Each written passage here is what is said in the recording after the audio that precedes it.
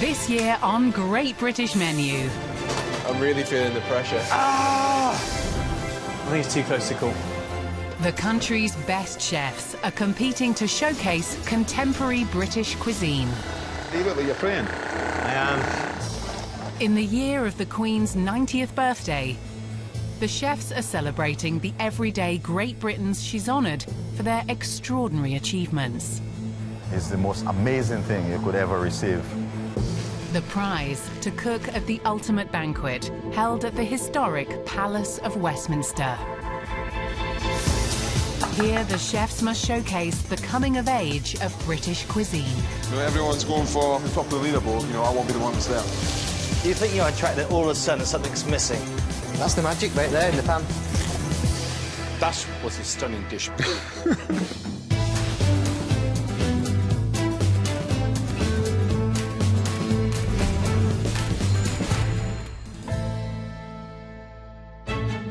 This year, our chefs have travelled the country to meet everyday Great Britons recognised for their remarkable work and dedicated commitment to their communities. Our charity supports young cancer patients in the whole of Scotland. Since the coronation more than 60 years ago, thousands of people have been honoured by the Queen. This is the Queen's Gallantry Medal. That makes it super special. This is the MBE, Wow. which Prince Charles gave me. Yeah. What an honour. It was an honour. Inspired by these Great Britons, the chefs must demonstrate the transformation of British cuisine during the Queen's reign. Looks fantastic. To produce a lasting legacy for this new Elizabethan age. Well, that was really good. I'll be definitely having this again. Thank you very much. This week, competing to be crowned Central Region champion are three hopeful newcomers. Daniel Smith, a focused and competitive chef. My cooking style is classical, uncomplicated, not to be underestimated, just like me. Andrew Scott, whose food is about flavour and finesse. I've trained in Michelin-star kitchens all my life. I'm here to win. And Danny Gill, protégé of GBM veteran Daniel Clifford, and a daring and innovative chef. I've bought some really interesting pieces of kit. I'm hoping to do something that nobody's ever seen before on the Great British Menu to hopefully get me through to the banquet. Judging the newcomers this week is one of Britain's most outstanding chefs, honoured by the Queen with an MBE. Who do you think the veteran judge is going to be, then? I'd like to be judged by somebody at the top of the game. A Michelin-star chef would be good. A veteran of the competition for the 5th time. I want someone who's going to put the fear of God into us, so Yeah, I think we are. don't worry about that. I think we've got that. Michelin-starred Angela Hartnett. Morning, chefs. Good morning. How are you feeling? Now I've seen you. Good. Yeah, good for seeing you. You all think I'm an easy target. I certainly don't think you're an easy target. You're ex-Ramsey, so... Well, much nicer than Gordon, Yeah. excellent. Andrew, level of nervousness out of 10? 11. 11. That's controlled. What about you, Daniel? Are you quite competitive? Oh, 100%, yeah. I wouldn't be here if I wasn't. I just want to get in that kitchen and get cooking. Yeah, a lot to live up to, so good luck and give me some great tasting food. Thank you.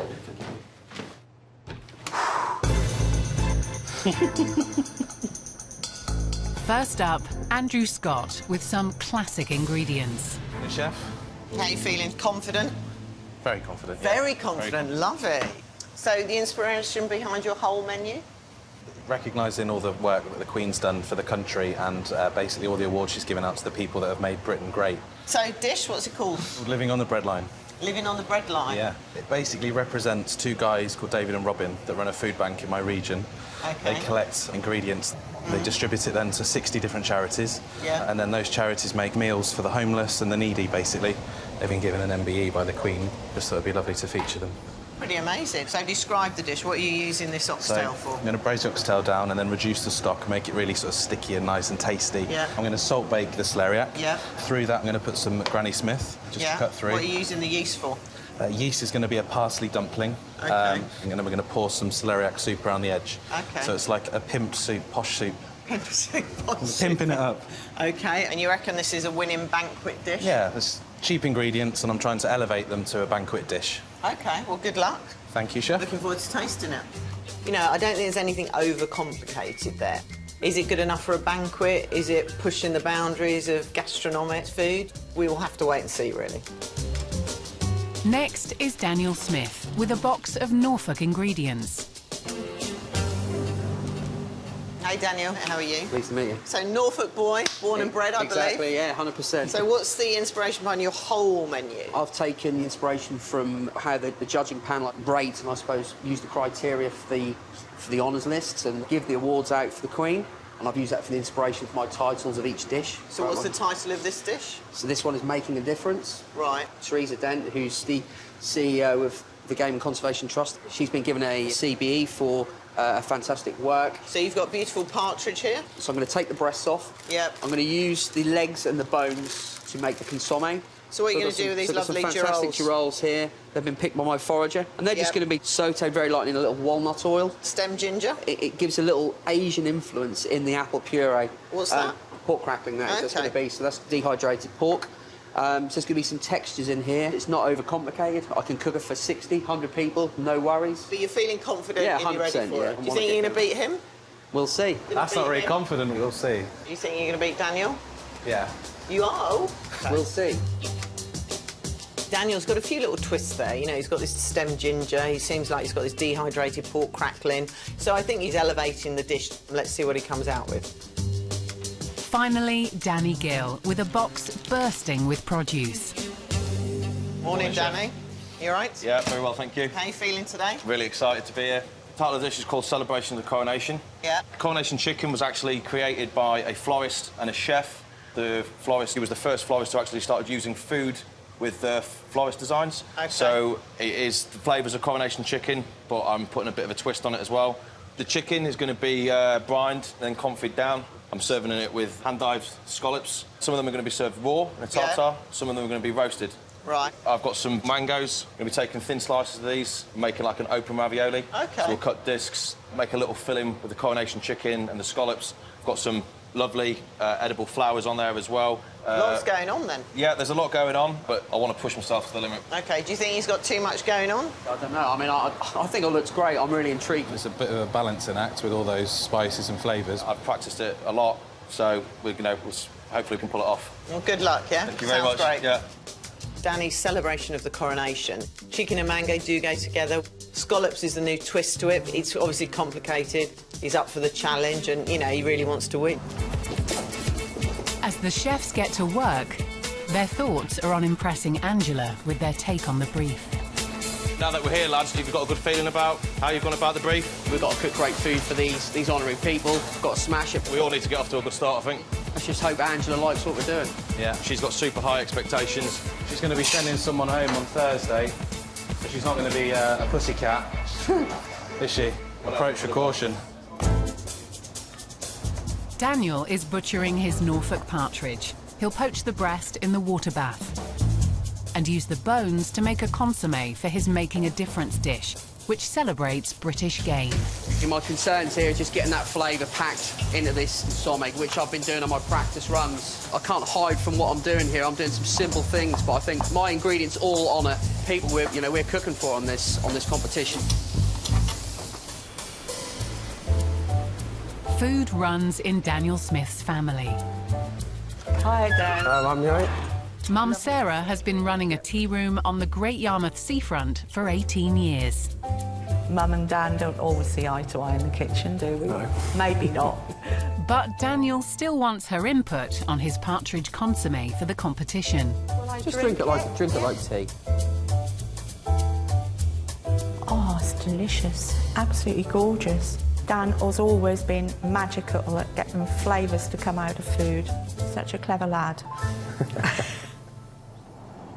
After training in kitchens around the UK, Daniel returned to his Norfolk roots and is now chef proprietor of the Ingham Swan. One mackerel, one pigeon. Nice one. A passionate advocate of local produce, Daniel hopes his unfussy cooking will go down well in the competition. Thank you for the party, mate. Thank you. I'm going to be using modern techniques, but I believe that simplicity is key. And if I can cook that to perfection, what more do I need? He can count on the support of his young family. His children always enjoy Dad's cooking. So Daddy's going to do this on the Great British Menu. That's nice. Right, well, we're on a winner, are we? So I suppose I've been a big fish in a small pond, being in Norfolk, so it does concern me that I'm going to be the little fish, but the little fish may still win.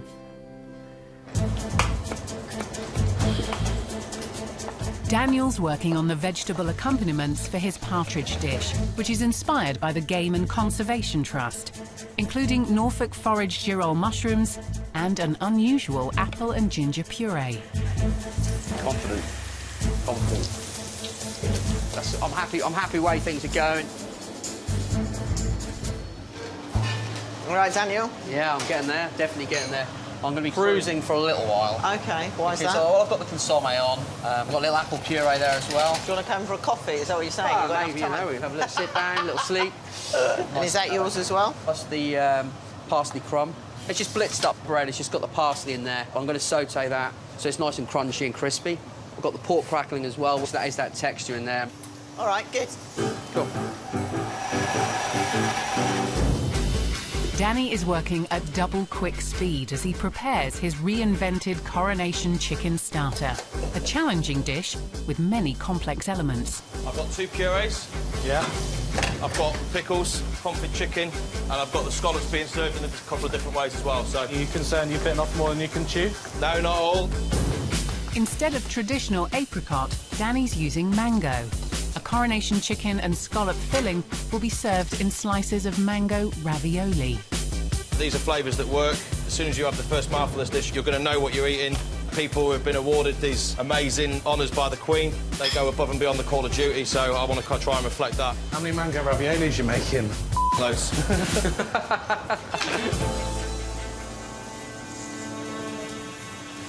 OK, Danny? Hello. Yeah, how you doing? Yeah, I'm good. Is that your ravioli? Yeah, so that's basically nice and thinly sliced, a bit closer to the time, a little bit of lime juice, a little bit of coriander chopped on there, and my filling's going to go in there. I hate coriander, you know that. I won't hold it against you, but Really? I do. Yeah, Okay, just generally. I might leave it off now then. No, don't leave it off. Keep it on the dish. You must not like something, surely. No, to be honest with you, there's not. Really? Yeah. Wow. I don't like coming second. You don't like... I like that, Danny. Listen, good luck. See you later. Yeah.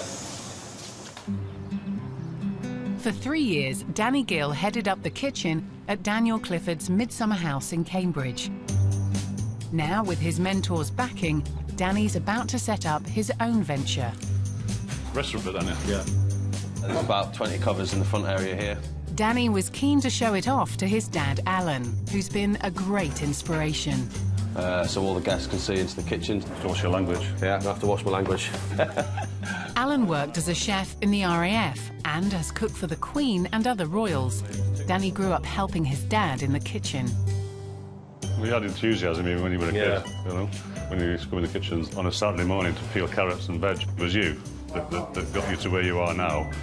Through your determination, this is your dream, and you got your reward. With Danny waiting to get into his new kitchen, mentor Daniel was keen to see how his competition menu was coming along. What's the key words you've taken out for each dish? Taking things that are ordinary and making them extraordinary. I can't wait to see you on the telly. Cheers, chef.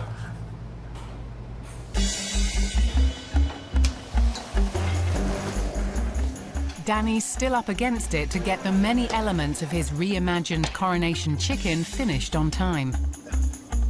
Every chef interprets simplicity differently. In my opinion, this dish is simple.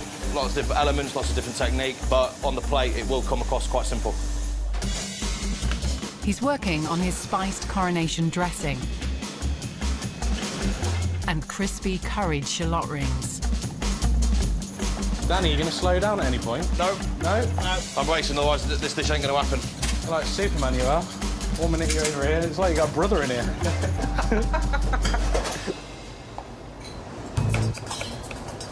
Andrew's making a celeriac soup for his starter, inspired by the founders of a charity food bank awarded MBEs for their work.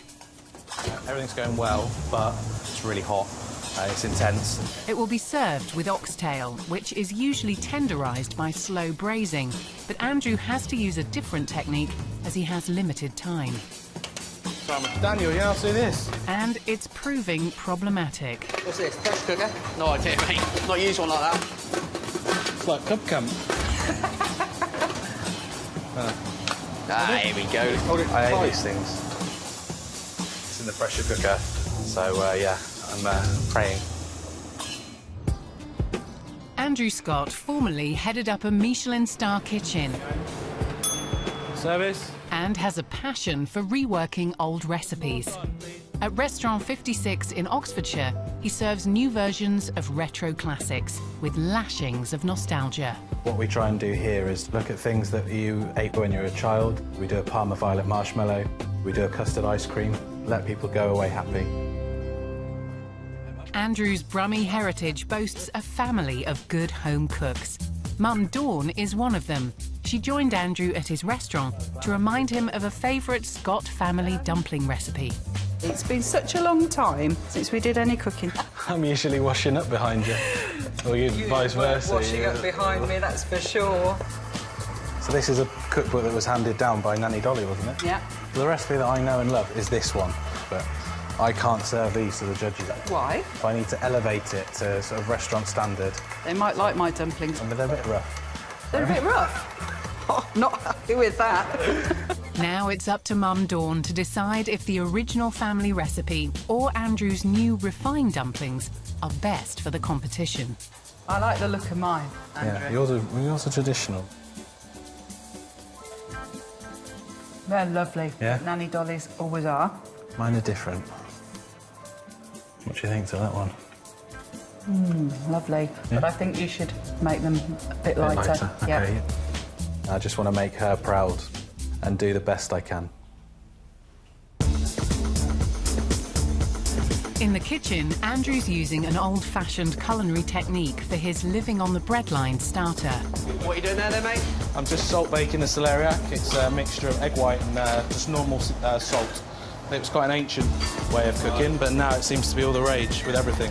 His simple approach, in keeping with the charity food bank theme, hasn't gone unnoticed by competitor Danny. The banquet is a once-in-a-lifetime thing for these people. Do you not think they want something a little bit luxurious? I think my dish, just being based on two guys running the food bank, I think it had to be from cheap ingredients and then elevated to a dish for the banquet. They don't feel like they're being cheated.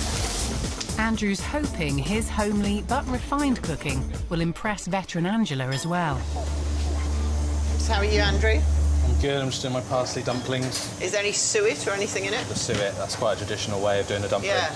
And I took that out and just tried to make it a bit more light and airy. Okay. Because it's a banquet, I don't want it to be too heavy from the get-go. Are you feeling everything's going according to plan? I'm not arrogant, but I've got to be confident. So, yeah, I think it nails the brief. I think you'll have to tell me later. Also keeping his cool is Daniel. He's first to plate up his starter using Norfolk produce and in honour of the Game and Conservation Trust. He starts with apple and ginger puree, girole mushrooms, Then the breast, are you carving it? I'm just going to cut it once. and sliced partridge breast, topped with crispy shallot rings and apple matchsticks. You ready? Just about there. Daniel garnishes with watercress, parsley crumb and pork crackling. His partridge tea consommé is served in shotgun cartridges. The plate is presented in a medal box. This certainly, for me, signifies who we're giving it to, which is the honorary guests of the Queen. So, this you would present like this at the banquet? Yeah, 100% like that. OK, right, you hold that. Cool. Let's go.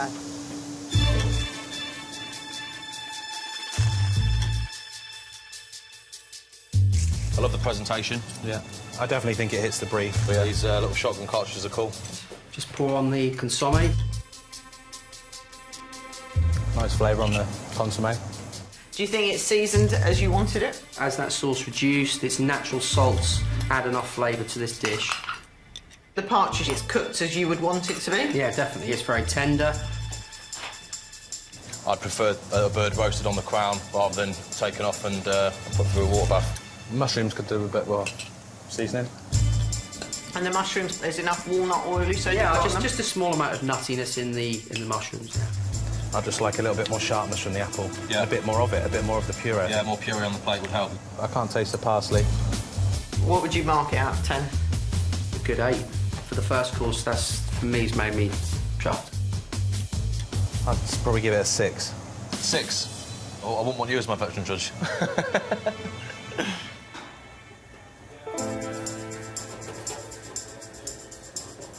How was that? Fun. Did she look like she enjoyed it? I'm not getting any signals to say she didn't. OK, that's good. Danny is next to plate his ambitious starter, a reinvention of coronation chicken. He's serving his dish on floral plates designed to give a nod to the chef and florist who created the original dish. He starts with mango ravioli stuffed with chicken, scallop, and featuring coriander. So you still got that coriander on there, though, mate? That doesn't affect how I taste it. Stop winding him up. Next are the pickled jasmine raisins. Who made those plates? I did. I designed them and took them to florist. Does all the flower arrangements for the Queen. Followed by spiced mango puree. Is it the same flower as the Queen had at her coronation? You gonna let Angela take one of them plates home when we're finished? Depends how nice she is to me today. Pickled shallots are next. Confit chicken leg topped with coronation dressing and puffed wild rice. Seared scallops are sprinkled with crispy chicken skin. Edible flowers and curried shallot rings garnish. The final ingredient is raw scallop tartare.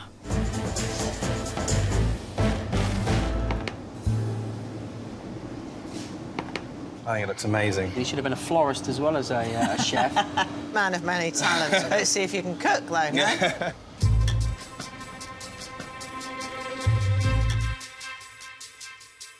So we open this banquet with a special dish, coronation chicken served with fish.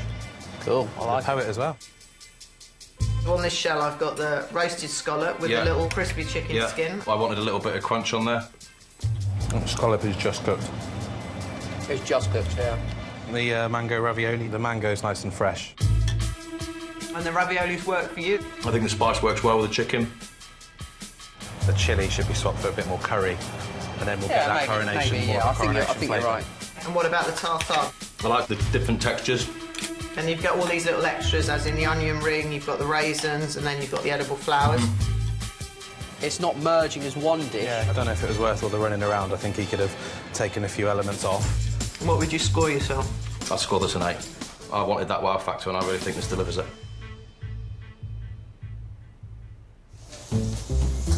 Andrew is last to plate up his simple but refined starter, living on the breadline, that he hopes celebrates his Great Britons, the founders of a charity food bank.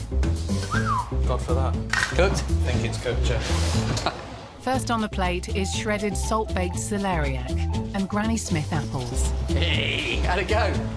Complete poker face. Were you happy with it? Yeah, I was really happy with it. Yeah. I was really happy with it. You just don't know, do you? Andrew layers the oxtail onto the celeriac. He brushes dumplings with oxtail sauce and places on top. Celeriac crisps and micro parsley provide a garnish. The celeriac soup is served in tin cans on miniature shelves, representing the charity food bank. There's my dish that's living on the breadline. What do you think, Daniel? I think the plate looks lovely. What about you, Danny? I've loved the story. I think the presentation's great. Right, let's go and try it. Enjoy, boys.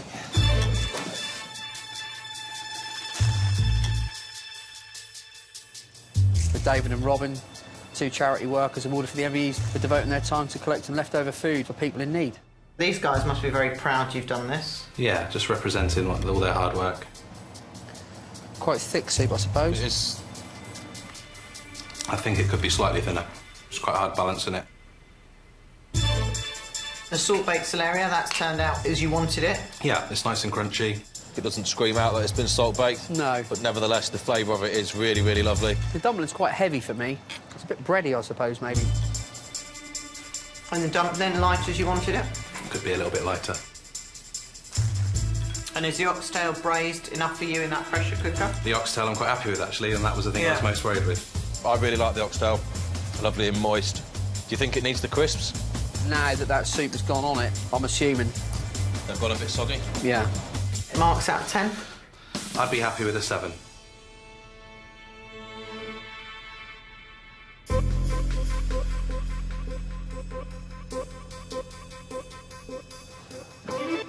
How'd it go, Andrew?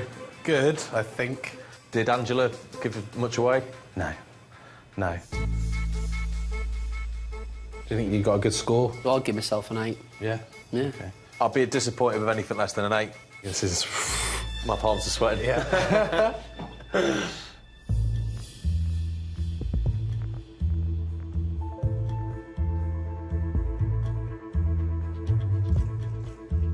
OK, guys, how you feeling? A little nervous? Well, it's the first course out of the way. So, Daniel, I'm going to start with your dish, making a difference. I thought the presentation in the medal box was really original, and I thought the consommé was delicious. And in fact, every component of your dish tasted good. However, Daniel, I think you needed to put more of that apple puree on the plate. OK. The crispy pork, you should have added more on there, give a bit more texture to it. It didn't really kick and pack those flavours for a dish that's got to go on the Great British Banquet. Danny, with your celebration of coronation, you were a man on a mission today, weren't you? You were running round. Great to see that energy, especially for the first course. And I thought your ravioli, just using the mango skin, was nice. And your presentation, without doubt, was brilliant. But the coronation chicken, I think it needed more spice. And I also think you could have actually had more coronation chicken. I don't think each little element came together as a whole dish. It felt like 3 sort of little canopy dishes. Andrew, and you're living on the breadline. I like the story behind the dish. The oxtail had a lovely texture to it, and it was really full of flavour. The apple and celeriac worked very well together. Great classic combination. But that dish was in a soup bowl. It needed to be a proper soup. You needed more of it, lighter, not quite so thick. You made a big deal about getting these parsley dumplings nice and light. They weren't as light as they could have been. With the celeriac crisps, as soon as you poured the soup over them, they weren't crisp anymore. And I felt that dish was a little bit safe. Now to the scores. Daniel, I'm going to start with you. And I'm going to give you a score of 7 out of 10. Andrew, I'm giving you a score of 6. Danny, I'm scoring you a 7. Chefs, you can all do a lot better than you did today. I expect brilliant tasting, bold, delicious food from the next courses. Good luck. Thank you. Thank you. Well done, boys. It's not bad, huh? A little bit disappointed with the score. Quite competitive, so always want to do better. So I don't think that's that bad. They're average scores. All to play for. Yeah. All to play for. Yeah. Angela liked it. She picked on things which I believe I can change. I'm really happy with that result. It's close. Yeah, really close. Yeah, I'm a point behind, but I've got 3 more to go. I'm confident still.